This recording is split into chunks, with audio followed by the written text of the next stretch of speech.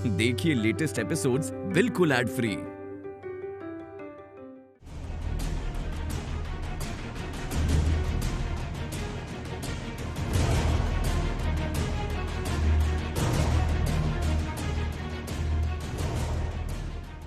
हे आदि माता, मेरी रक्षा कीजिए। अब केवल बस आप ही हैं जो संहार करता महादेव को जागृत कर सकती हैं। मुझे मुक्त करने हेतु आप प्रकट हो माता। आपका तांडव जगत का विनाश आरंभ करेगा और ये सब देखकर महादेव चुप नहीं रह पाएंगे। प्रकट हो माता, प्रकट हो, प्रकट हो।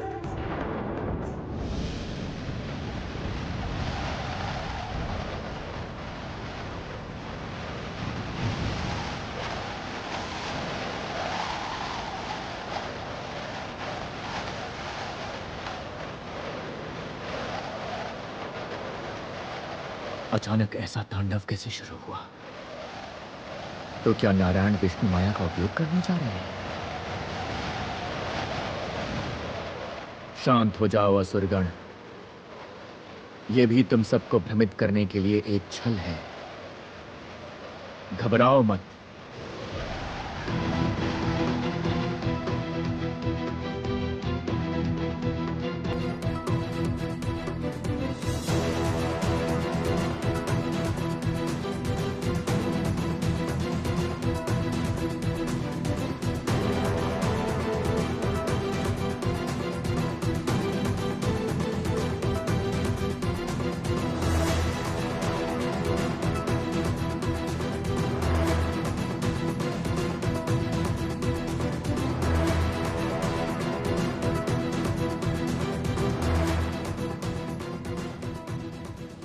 प्रणाम माता।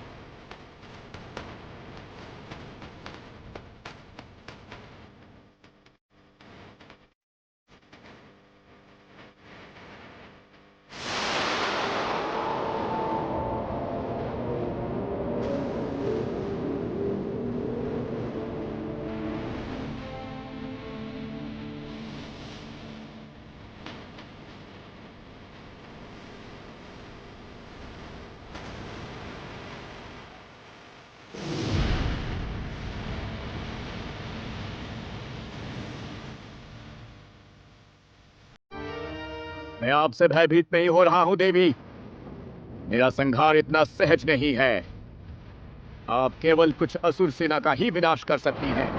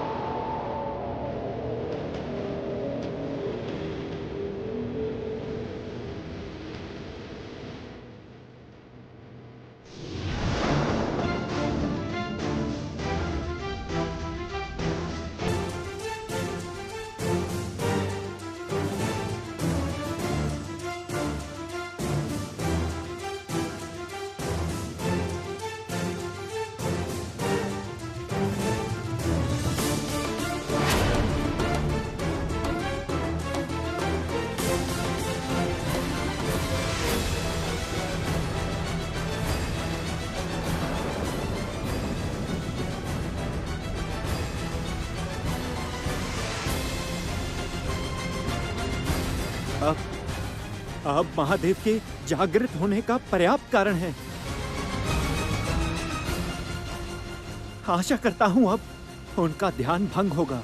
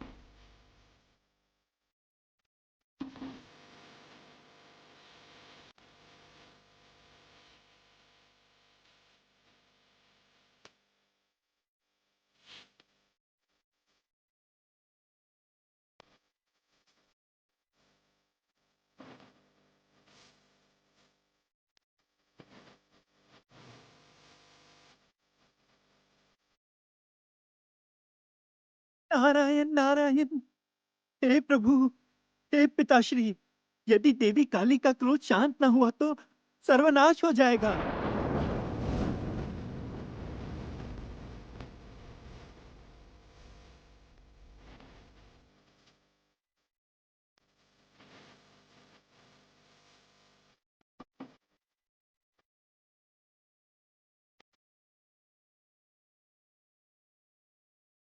हे जगत पालक, चलिए हम देवादिदेव के निकट जाते हैं। देवादिदेव के अतिरिक्त देवी कालिका को और कोई शांत नहीं कर पाएगा।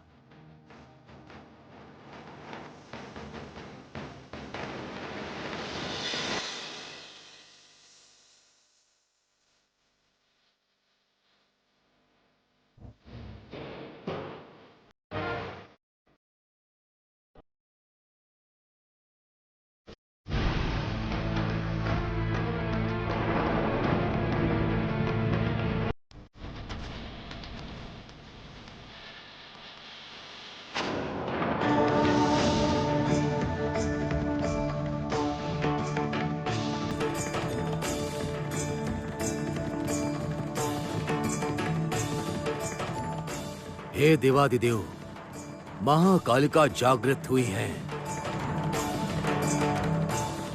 महास्वरूप में प्रकट हुई है वो शंखचूर के विरुद्ध। आप शंखचूर का विनाश करिए, अन्यथा त्रिजगत का विनाश हो जाएगा।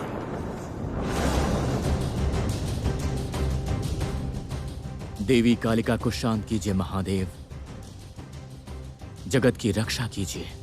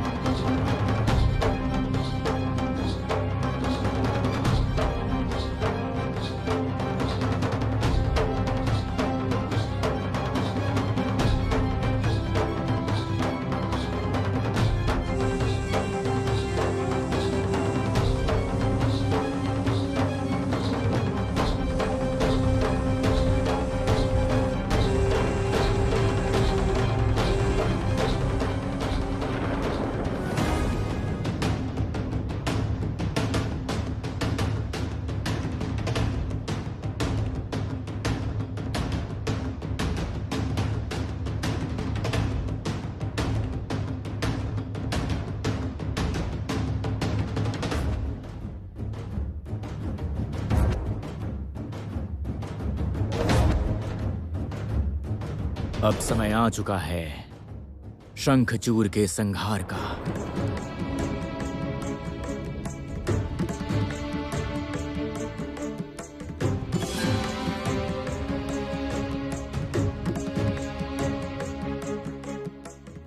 हे देवाधिदेव, जब मैं अपना सुदर्शन चक्र पाताल लोक में छोड़ आया था, तब आपने अपने पैर से एक सुदर्शन चक्र बनाकर मुझे प्रदान किया था।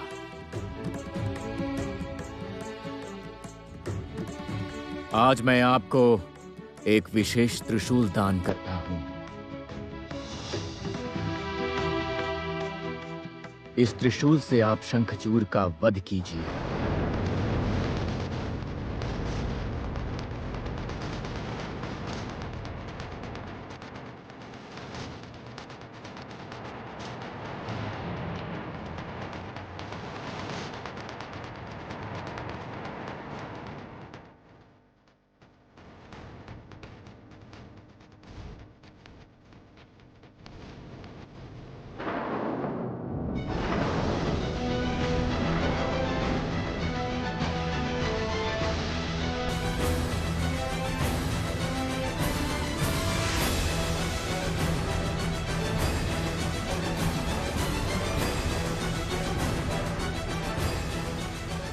क्या हुआ देवी? इतनी सरलता से आपकी शक्ति समाप्त हो गई? शंखचूड़ अपराजित है। आपके तेज से भी मैं भयभीत नहीं हुआ। आप पराजित हुई हैं देवी। आपको बंदी बनाकर मैं पाताल लोक ले जाऊंगा। शंखचूड़, तुम अपने मृत्यु का आह्वान कर रहे हो। तुम नहीं समझ रहे हो कि तुम मुक्ति के पथ में चल रहे हो। तुम्हारा पूर्व जन्म स्मरण करो शंखचूड़। मैं केवल तुलसी की मृत्यु स्मरण कर सकता हूँ देवी। केवल यही स्मरण है कि नारायण ने कैसे छल से तुलसी को छीन लिया था मुझसे। मैं केवल तुलसी की मृत्यु का प्रतिशोध लेना चाहता हूँ।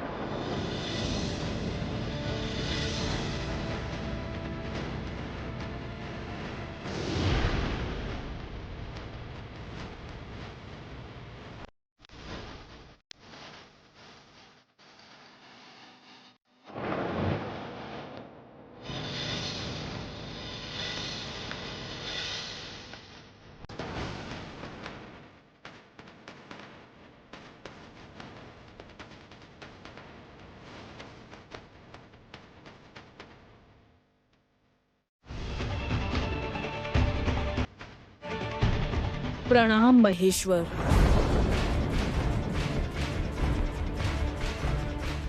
आपका कार्य संपन्न हुआ है देवी। अब शेष कार्य हम संपन्न करेंगे। जाइए लौट जाइए। जो आज्ञा महादेव।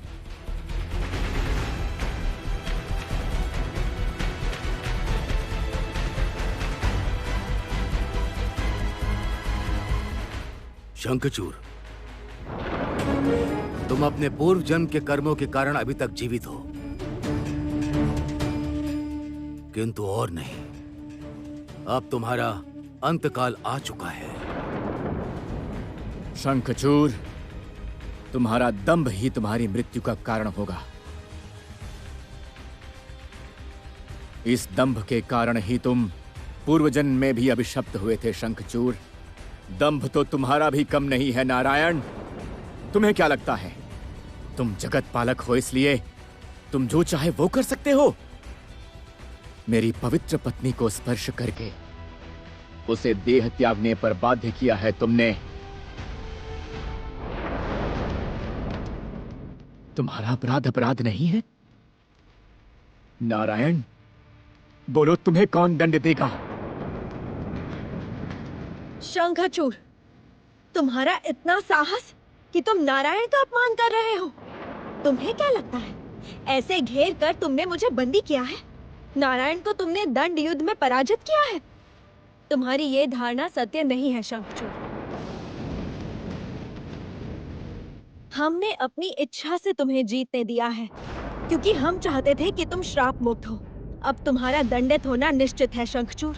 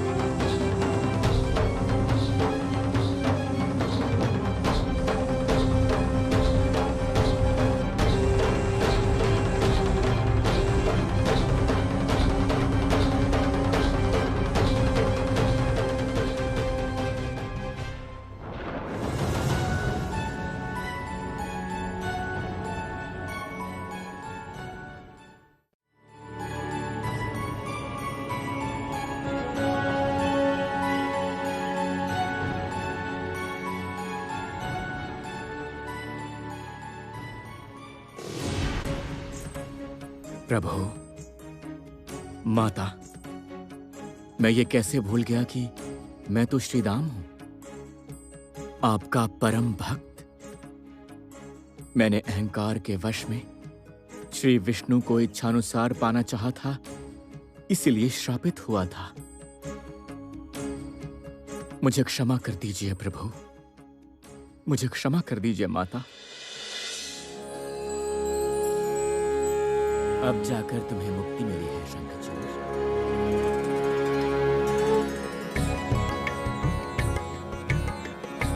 जाओ शंखचूड़, तुम गंगा की नदी के किनारे जाओ, वहां तुलसी तुम्हारी प्रतीक्षा में है।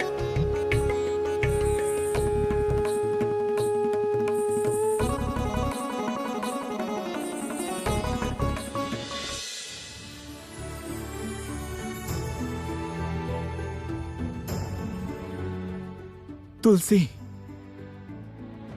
तुलसी कहां हो तुम? उत्तर दो तुलसी।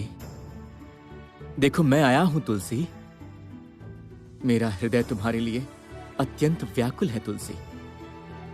मैं तुम्हारा ये विरह और नहीं सह सकता हूं तुलसी। प्रकट हो जाओ तुलसी।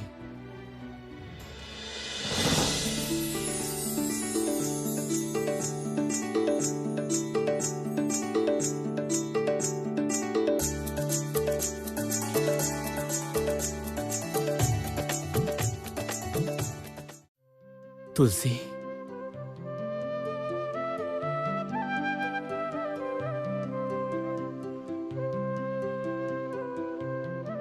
हे श्रीदाम, आपकी तरह मैं भी श्रापित थी, इसलिए महालक्ष्मी के अंश के रूप में आपके लिए ही उत्पन्न हुई थी।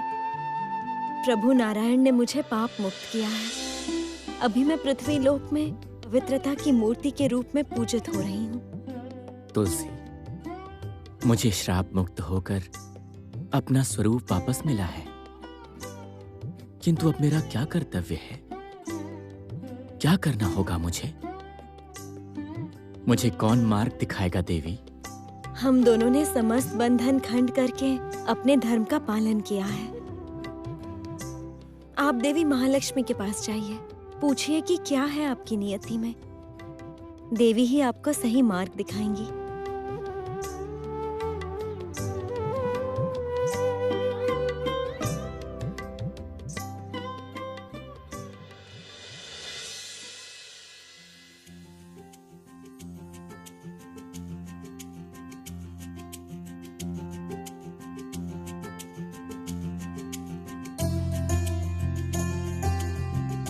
क्या हुआ है प्रभु? ऐसे मंद रहस्य से क्यों हंस रहे हैं?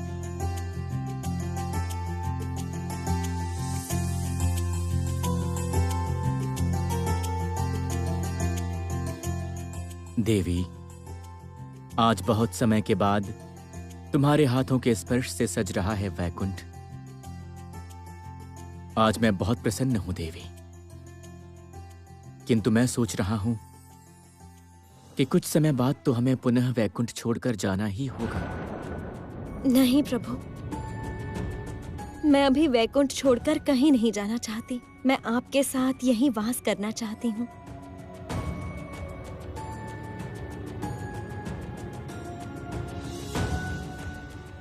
ये और कब तक संभव होगा देवी? पृथ्वी लोक में दीपावली है और तुम्हारे भक्तगण तुम्हारे आगमन की आशा में चारों दिशाओं में दिए प्रज्वलित कर रहे हैं। क्या तुम नहीं जाओगी? नहीं प्रभु, आपसे विच्छेद होना मैं नहीं सह पाती। मैं कुछ समय आपकी सेवा में व्यतीत करना चाहती हूँ। ठीक है, तो मैं शेषनाग में तुम्हारी प्रतीक्षा करूंगा। दीप सज्जा समाप्त करके तुम लौट आना देवी।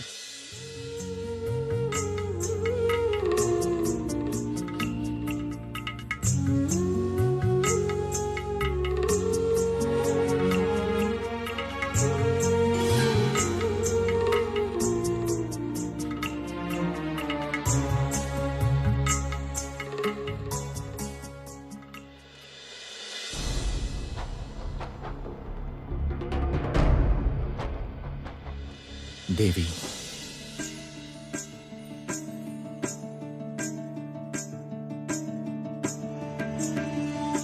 मेरे लिए क्या आदेश है? तुलसी तो पवित्रता की मूर्ति के रूप में पृथ्वीलोक के हर घर में पूजित हो रही है। शंखचूर क्या समय के साथ लुप्त हो जाएगा? नहीं शंखचूर, तुम्हें पृथ्वीवासियों के हर ग्रह में सम्मान मिलेगा। तुम स्वयं को महासमुद्र में विलीन करो। तुम्हारी अस्थियों से शंख प्रस्तुत किया जाएगा। उस शंख की ध्वनि मंगल ध्वनि के रूप में जानी जाएगी। शंखचूर के समाप्त होने से भक्त श्रीदाम के रूप में तुम्हें स्थान मिलेगा, प्रभु नारायण के चरणों में। मैं धन्य हुआ देवी, मैं धन्य हुआ। कल्याण हो।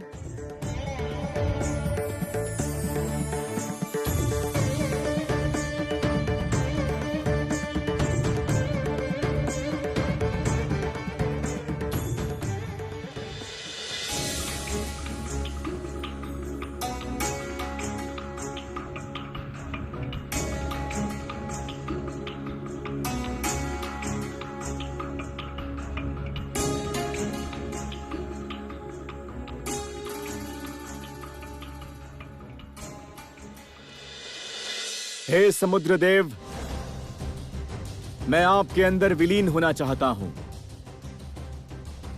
मेरी प्रार्थना स्वीकार कीजिए।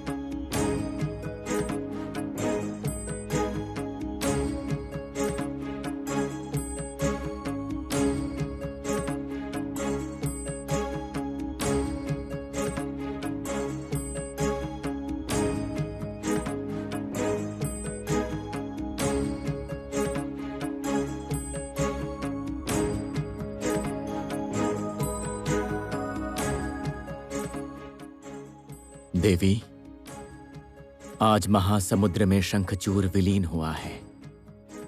मुझे मेरा परम भक्त, अपना सखा श्रीदाम वापस मिल गया।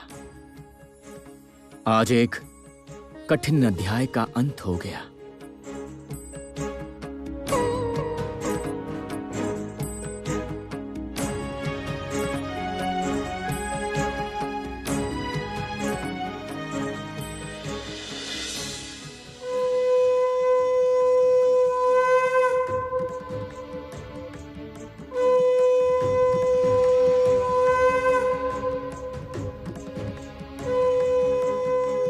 नारायण नारायण। प्रणाम प्रभु, प्रणाम माता। पुत्री, हे जगत बालक, आप दोनों के पुनः पृथ्वी पर जाने का समय आ चुका है। पुनः पृथ्वीवास क्यों पिताश्री? मैंने तो कुछ समय वैकुंठ में निश्चिंत होकर बिताने का सोचा था। कैसे तुम निश्चिंत होकर समय बिताओगी पुत्री? तुम्हारे भक्त पृथ्वीवासी एक भयानक विपदा में है। मेरे प्रिय पृथ्वीवासी विपदा में है?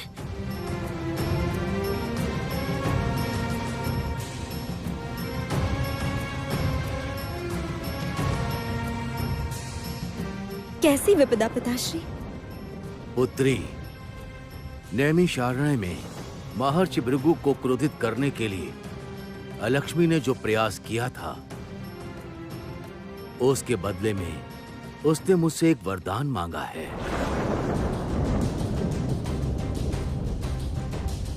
कार्य सफल हुआ है पिताश्री। महर्षि भृगु शंखचूर पर भीषण क्रोधित हुए हैं। मैं बहुत प्रसन्न हुआ हूं तुम्हारे कार्य से। अब बताइए पिताश्री, आप मुझे क्या देंगे? मैं अवश्य तुम्हें वरदान दूंगा। ठीक है, तब ऐसा ही होगा। मैं अपने समय अनुसार आपसे वरदान मांग लूंगी। शंखचूर के दमन के बाद ही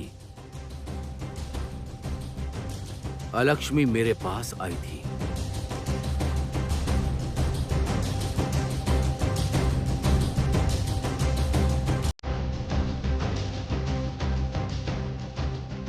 पिताश्री, शंखचूड़ का विनाश हुआ है पिताश्री। अब आप मुझे वरदान दीजिए। आपने तो मुझे वचन दिया था। वो बात मुझे स्मरण है। कहो, क्या वरदान चाहती हो? मैं स्वर्ग में श्रेष्ठ देवी का आसन प्राप्त करना चाहती हूँ। मुझे केवल इतना वर दीजिए ताकि मैं देव सभा में श्रेष्ठ देवी का आसन लाभ कर पाऊं। श्रेष्ठ कामना की वस्तु नहीं है पुत्री, श्रेष्ठ अर्जित करनी पड़ती है। महालक्ष्मी श्रेष्ठ देवी है क्योंकि पृथ्वी के भक्त गणों ने पूजा आराधना के माध्यम से उसे श्रेष्ठ बनाया है। तुम दूसरा वर मांगो। पृथ्वीवासी यदि मेरी पूजा करे तो मैं श्रेष्ठ देवी हो पाऊंगी पिताश्री? अवश्य हो पाओगी। ठीक है, मैं अपनी श्रेष्ठता प्रमाणित करके ही रहूंगी। अब मैं पृथ्वी लोक में मेरी पूजा का प्रचार करूंगी। आप मुझे केवल वरदान दीजिए ताकि महालक्ष्मी पृथ्वी में आकर अपने भक्तों को प्रभावित ना करें। उसके भक्त अब मेरी शक्ति देखेंगे और उसके बाद मेरी पूजा आरंभ करेंगे। आप मुझे केवल वचन दीजिए ताकि महालक्ष्मी अपने भक्तों की रक्षा करने ना आए। भक्त की पुकार पर यदि भगवान उत्तर दें तो मैं उसे कैसे रोक पाऊंगा? उतना सामर्थ्य मुझ में नहीं है पुत्री। तो कह दीजिए कि आप मुझे वरदान नहीं देंगे। मैं तो जन्म के बाद से ही वंचित हूं। आप केवल श्री लक्ष्मी को सहयोग देते आए हैं। स्मरण है पिताश्री, जन्म के बाद मैंने क्या कहा था? प्रणाम। कौन हो तुम?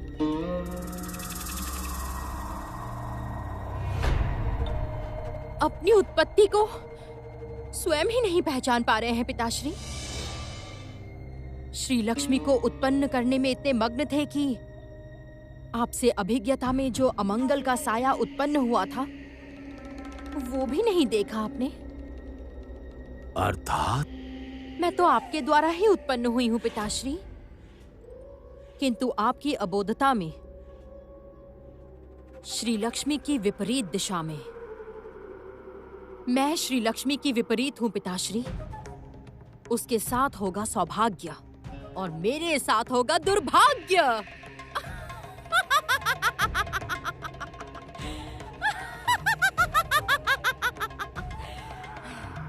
दुर्भाग्य? मेरी उत्पत्ति में दुर्भाग्य का साया लेकर आओगी तुम? मैंने जिस जगत में इतनी यातना के साथ श्री लाने का प्रयास किया है। नहीं कर पाएंगे पिताश्री। अलक्ष्मी किसी भी अवस्था में श्री उत्पन्न नहीं करने देगी। मेरे साथ होगी हिंसा, दुर्भाग्य, कलह। श्री लक्ष्मी के द्वारा उत्पन्न समस्त श्री मैं नष्ट कर दूंगी। ये मेरा प्रण है पिताश्री। इस जगत में कोई सुंदरता मैं रहने नहीं दूंगी पिताश्री। स्मरण रखिए पिताश्री, मैं अलक्ष्मी हूं। पृथ्वी में अब ऐसा हाहक वरदान मैं आपसे लूंगी पिताश्री, किंतु सही समय पर। तब परिस्थिति ऐसी होगी कि आप मुझे मेरी इच्छा अनुसार वरदान देने पर बाध्य होंगे।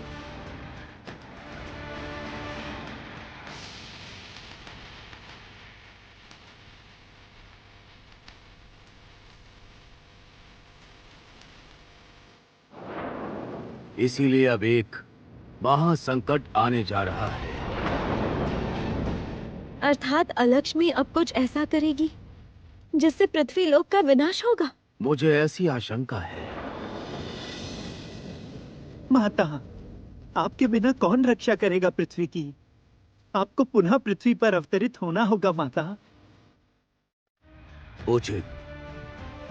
कोजागरी पूर्णिमा एवं दीपावली के दिन महालक्ष्मी पूजा का प्रचार करना होगा पृथ्वी के घर घर में, तभी पृथ्वीवासियों की रक्षा होगी।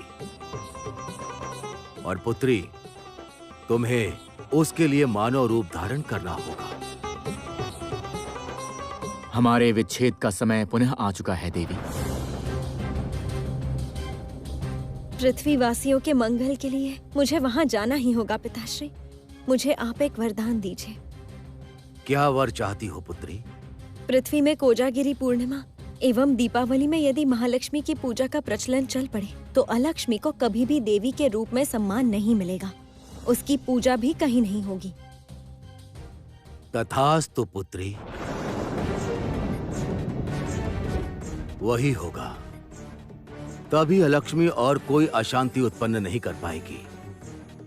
किंतु एक बात स्मरण रखना पुत्री, मानव रूप ग्रहण करने का अर्थ देवत्व छोड़ देना है। तुम्हारे मानव रूप में वहां जन्म लेने पर तुम्हारा देवत्व छूट जाएगा। तुम मानव की भांति आचरण अपनाओगी। जानती हूँ पिताश्री, वहाँ लक्ष्मी श्री ही मेरा एकमात्र बल होगा। प्रभु, मुझे आशीर्वाद दीजिए ताकि मैं सफल हो पाऊं। मुझे नहीं पता कि अब मैं आपसे कब मिल पाऊंगी। देवी, तुम कहीं भी रहो, मैं तुम्हारे जीवन में ही रहूंगा। मिलन और विच्छेद के इस चक्र में लक्ष्मी और नारायण बंधे हुए हैं, किंतु विच्छेद के बाद हमारा मिलन होगा ही।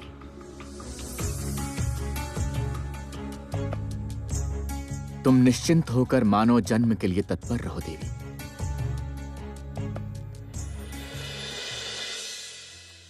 आज हमारे लिए हर्ष का दिन है देवगण। आज बहुत दिनों बाद हमने अपना खोया हुआ सम्मान पुनः पा लिया है। आइए आज के दिन को हम उत्सव की भांति मनाएं। आज हम अप्सरा रंभा के नृत्य का आनंद लेंगे।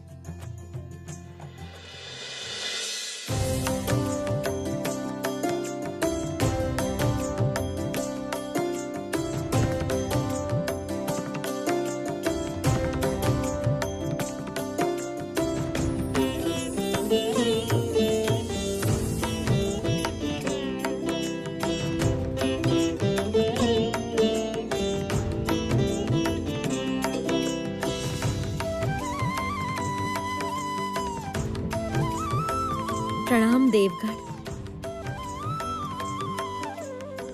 आइए देवी, आइए। देवगण आपको पाकर धन्य हुए।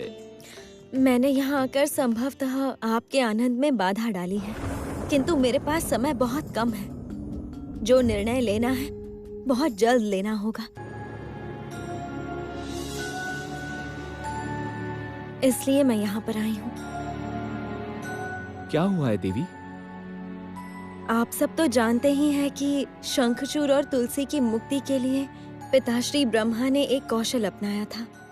उस स्थिति में अलक्ष्मी ने पिताश्री की सहायता की है। हाँ देवी, हम सभी ये सुनकर प्रसन्न हैं। अंततः पहली बार देवी अलक्ष्मी ने देवी के रूप में अपने कर्तव्य का पालन किया है। इस सहायता के कारण उसने पिताश्री से एक वरदान मांगा है। मुझे केवल इतना वर दीजिए ताकि मैं देव सभा में श्रेष्ठ देवी का आसन लाभ कर पाऊं। कितना घातक है। ऐसी आशा देवी अलक्ष्मी करती कैसे है? स्वर्ग की श्रेष्ठ देवी बनने का कोई गुण है क्या उनमें? किंतु पिताश्री ने उसे वरदान नहीं दिया। श्रेष्ठ कामना की वस्तु नहीं है पुत्री, श्रेष्ठ अर्जित करनी पड़ती है। महालक्ष्मी श्रेष्ठ देवी है क्योंकि पृथ्वी के भक्तगणों ने पूजा आराधना के माध्यम से उसे श्रेष्ठ बनाया है। अलक्ष्मी ने प्रतिज्ञा ली है कि पृथ्वी में जैसे भी हो वो अपनी पूजा प्रचलित करेगी। घोर पीड़ा का समय आने वाला है पृथ्वीवासियों के लिए। पृथ्वी की समस्त श्री नष्ट कर देंगी अलक्ष्मी। पृथ्वीलोक में हाहाकार फैल जाएगा। पिताश्री को भी यही आशंका है देवराज। इसलिए पिताश्री ब्रह्मा चाहते हैं कि मैं पुनः मानव कन्या के रूप में पृथ्वी में जन्म लूं। वहाँ स्थायी रूप से कोजागिरी पूर्णिमा एवं दीपावली में महालक्ष्मी की पूजा को प्रचलित करूं। हम आपके साथ हैं देवी। कहिए, हम आपकी किस प्रकार सहायता कर सकते हैं? मैं आप में से किसी की कन्या के रूप में जन्म लेना चाहती हूँ। आप में से कोई एक जन, कहिए कौन चलेगा पृथ्वी पर?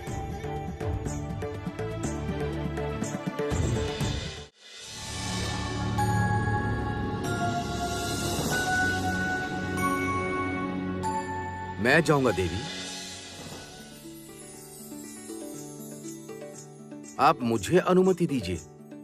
मैं धन्य हुई देवगुरु, किंतु इस पूजा के प्रचार के लिए जिन कठोर नियमों का पालन करना होगा, क्या वो आप कर पाएंगे?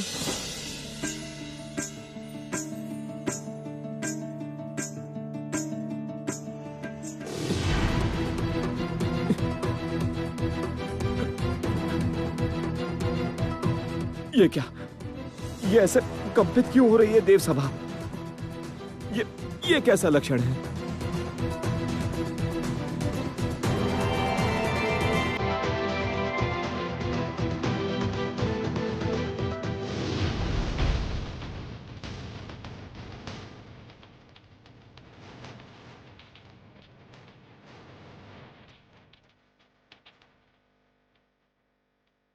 प्रणाम देवी। प्रणाम देवगण।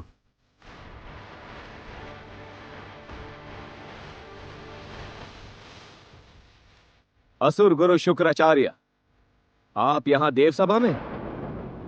मुझे ध्यान योग से सब ज्ञात हुआ है।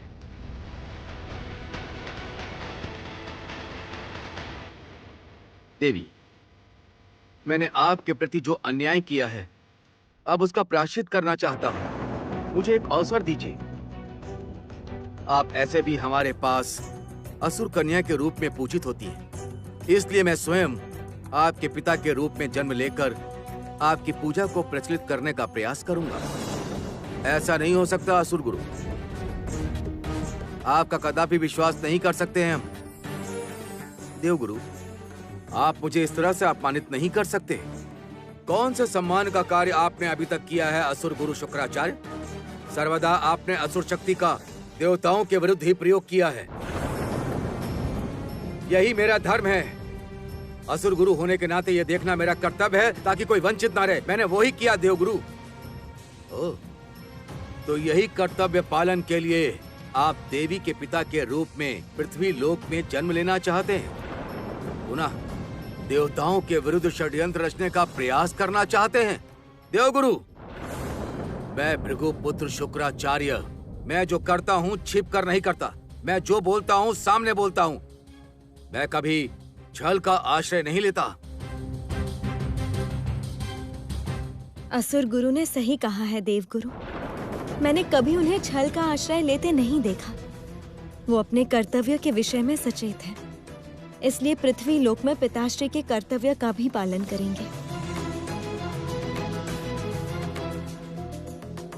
और वैसे भी मानव रूप में हमें कोई भी पुरानी स्मृति स्मरण नहीं रहेगी। इसलिए आप सब असुर गुरु को अनुमति दे देवगण।